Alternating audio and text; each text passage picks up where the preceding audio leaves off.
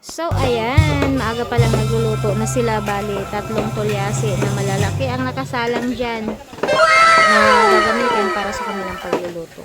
So, dumating kami sa Ginhawa, Taysan, Batangas. Alas 6 ata yun ng umaga. So, wala pa yung mga kalalakihan siya na mga nagluluto. Pero nakaayos na yung, nakatayo na yung tent. Hanggang sa paunti-unti, ayun, dumadating yung mga kalalakihan. Hanggang sa dumami. Tapos, ayun na, sinimulan na nilang katayin yung baboy. Pero syempre, bago nila katayin yung baboy, kailangan muna nilang kunin yung tamang timbang. So, itong baboy naman kasi may kasalanan, ang likot.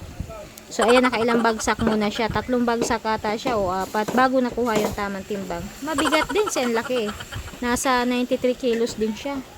So, ayun, siguro nagtaka kayo, anong ganap? Bakit? Ayun, may handaan, tapos biglang umuwi yung mag-asawa, sinama kami, pamilya ko, si Kuya Bear, tapos yung mga sa tindahan. So, ayun, mamarites ko na. Kasi yung mag-asawa, si Banji kasi kinuha siyang ninang. So, ayun nga, barang sa kanila, yung nakaka-amaze yung tradisyon sa kanila na yung may sabit. Yung anakin sa kasal, before ng kasal niya, may iabot siya doon sa ninang niya. So, yung time na yan, hindi pa dumating yung sabit. So, ako din na-curious din ako, ano ba yun? Ano ba yung sabit? Kasi wala naman sa amin. So, ayun, hanggang sa, ayun, dumating yung sabit. Ayun nga, nakita ko na yun, wow, ang ganda pala, ganun pala talaga yung sa kanila. Pinaka, lang sa kanila yun tradisyon. Bata, inay. Tapos, isa pa sa nakakatuwa sa kanila.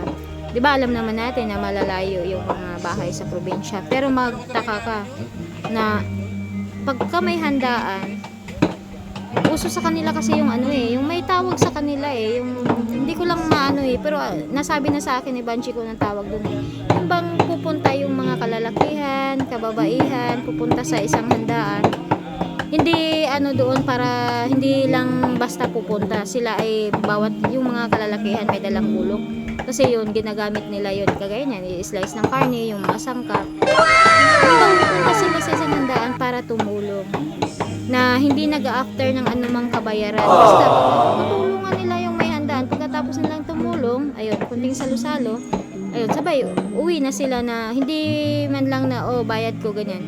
Yun ang nakakatuwa yung bang pagkakaisa, yung